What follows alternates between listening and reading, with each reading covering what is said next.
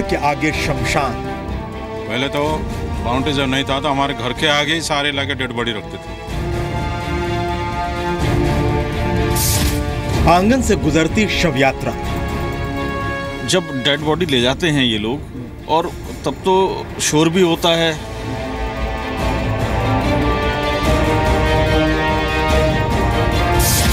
दरवाजे के सामने दाह संस्कार। 1 किलोमीटर के आवर में सेक्टर के दोनों साइड में 2 है। इसका क्या मीनिंग है ये तो हमें समझ में नहीं आया।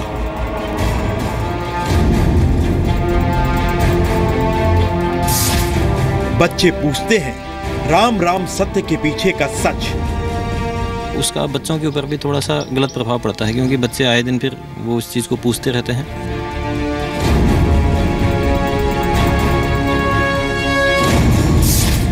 घर बनाम शमशान की लड़ाई में कैसे रहेंगे लोग?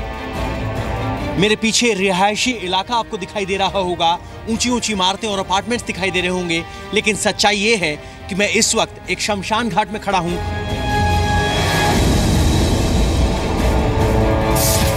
नोएडा अथॉरिटी का बड़ा गड़बड़झाला।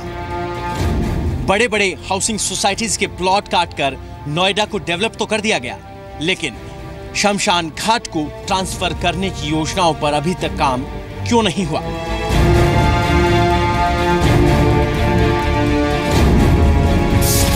सोसाइटी के बीच किसने बनाया शमशान? देखा जाएगा तो यहाँ पे शमशान घाट होना नहीं चाहिए। नोएडा ने क्या किया, आजकल इसको परमानेंट स्ट्रक्चर बना लिया। ये तो पता नहीं कौन सा नक्शा उनका, भगवान जाने, उनको पता होगा।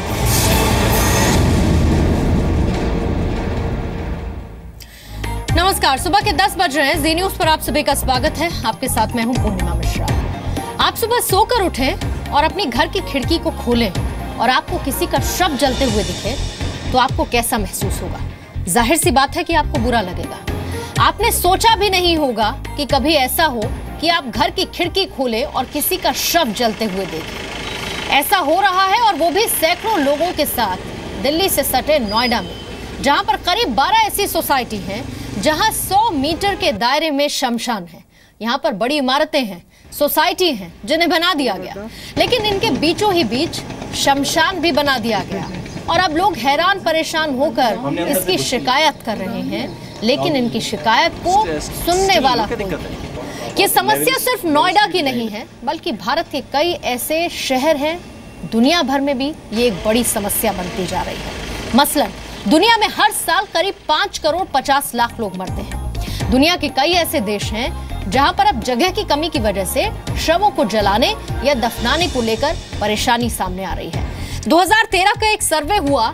यह सर्वे ये कहता है कि 20 साल में इंग्लैंड के आधे कब्रिस्तान फुल हो जाएंगे। फिलीपींस की राजधानी मनीला में 5 साल बाद कब्र का किराया तक देना पड़ सकता है, और किराया ना चुकाने पर कब्र को खाली कर दिया जाता है। वहीं जर्मनी और यूरोप में हाल ये है कि यहाँ के कई देश कुछ समय बाद कब्रिस्तान का दोबारा से इस्तेमाल करने लगेंगे। इजराइल में आलम यह है कि विरोध के बावजूद कई मंजिला कब्रिस्तान बनाने की शुरुआत हो चुकी है। तो हांगकांग में काफी लोग शव की राख संभालकर कब्रिस्तान में जगह मिलने का इंतजार करते हैं। दुनिया के कई देशों में कब्रिस्तान की जगह कम हो रही है, लेकिन नोएडा में प्रशासन की लापरवाही की वजह से लोग शमशान के पास रहने को मजबूर हैं। एक ऐसी सच्चाई है जिसके बारे में कोई सोचना भी शायद पसंद ना करे। ये रिपोर्ट आप देखिए।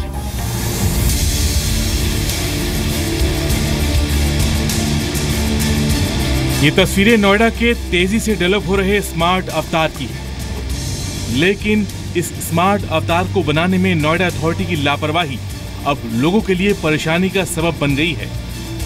नोएडा अथॉरिटी ने नई सोसाइटियां बनाने के लिए जमीन अलॉट करते वक्त और सोसाइटी बनाने वाले बिल्डर ने निर्माण के वक्त ये नहीं सोचा कि शमशान घाट के पास रिहायशी इलाके ना बनाए जाएं।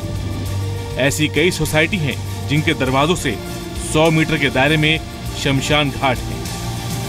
टाउन प्लानिंग के नियमों के हिसाब से शमशान घाट को शहर से दूर होना चाहिए, ताकि शमशान घाट के मानसिक और प्रदूषण से जुड़े आघात से बचा जा सके। लेकिन नोएडा के विस्तार के साथ तस्वीर ये है कि शमशान घाट तक के लिए ज़मीन नहीं मिल रही है और चारों तरफ मकान, रिहायशी इलाके बन गए हैं। सवाल नोएडा की स्मार्ट प्लानिंग को लेकर भी हैं कि बड़े बड़े हाउसिंग सोसाइटीज़ के प्लॉट काटकर नोएडा को डेवलप तो कर दिया गया, लेकिन शमशान घाट को ट्रांसफ़र करने की योजनाओं पर अभी तक काम क्यों नहीं हुआ।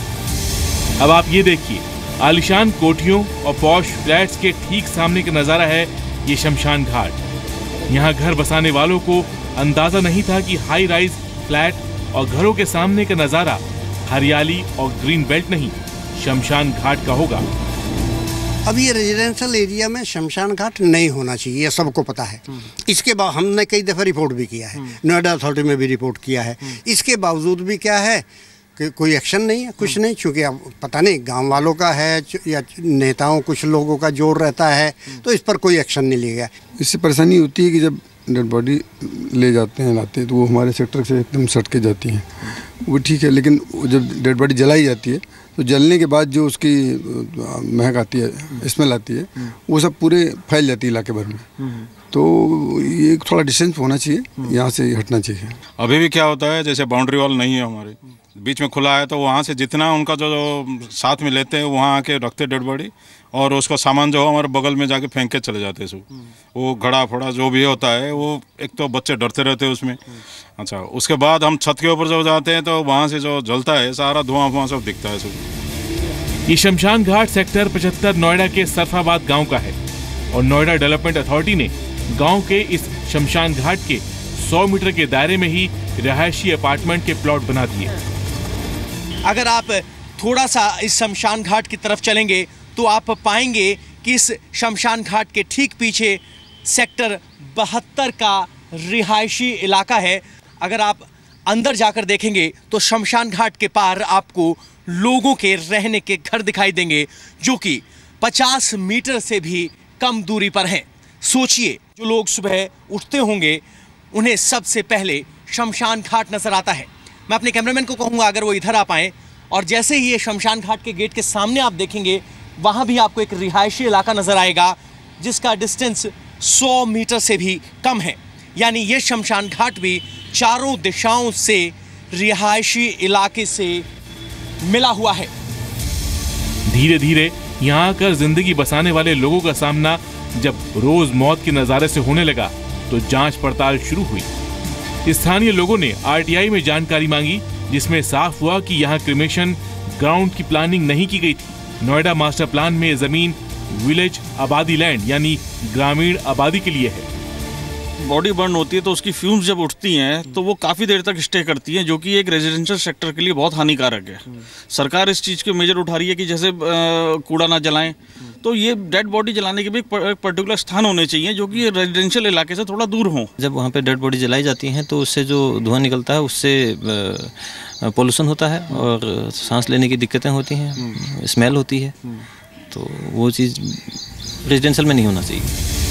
ऐसा नहीं है कि सेक्टर 72 के लोग अभी शिकायत कर रहे हैं, 2004 से लगातार इस मामले में शिकायत करते रहे हैं। टाउन प्लानिंग के नियम भी कहते हैं कि शमशान घाट रिहायशी इलाकों से दूर होने चाहिए ताकि लोगों के मानसिक और शारीरिक स्वास्थ्य पर असर ना पड़े। लेकिन नोएडा की प्लानिंग में तो सब ठीक ठाक दिखाई देता है, जबकि हकीकत में लोगों के घरों के ठीक सामने शवों का अंतिम संस्कार किया जा रहा है, जिससे यहाँ रहने वाले लोग परेशान हैं। नए विकसित इलाकों के रिहायशी लोगों का कहना है कि ये उनके घर के सामने हो रहा प्रदूषण है, जिससे उन्हें मानसिक और शारीरिक हानि पहुंचती है। और इसी द्वंद्व के बीच नोएडा का विकास अटका हुआ है कि क्या शहर के बीचों बीच, रिहायशी इलाकों के बीचों बीच शमशान घाट होने चाहिए। पवन नारा, जी मीडिया, नोएडा।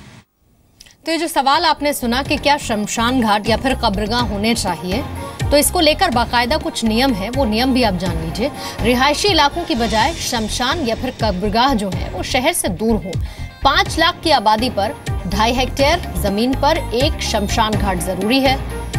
बड़ी शहरी आबादी के लिए 2 हेक्टेयर जमीन पर विद्युत शवदाह गृह यानी कि कब्रगाह होना चाहिए। 5 लाख की आबादी पर 4 हेक्टेयर जमीन पर कब्रगाह होने चाहिए, ये नियम कहते हैं। लेकिन इतना तो तय है कि नोएडा में इन नियमों का पालन नहीं हो रहा है, जहां की ये तस्वीरें देखने को मिल रही हैं। और सीधा इस वक्त हम रुक कर लेते हैं मेरे सहयोगी पवन नारा के पास, जो कि नोएडा सेक्टर 73 में इस वक्त मौजूद हैं। पवन, ये जो तस्वीरें हमने देखी, ये तस्वीरें क्या वाकई में जमीन की कमी की वजह से, जगह की कमी की वजह से हैं, या फिर स्मार्ट सिटी की फ्लॉप प्लानिंग के तहत है?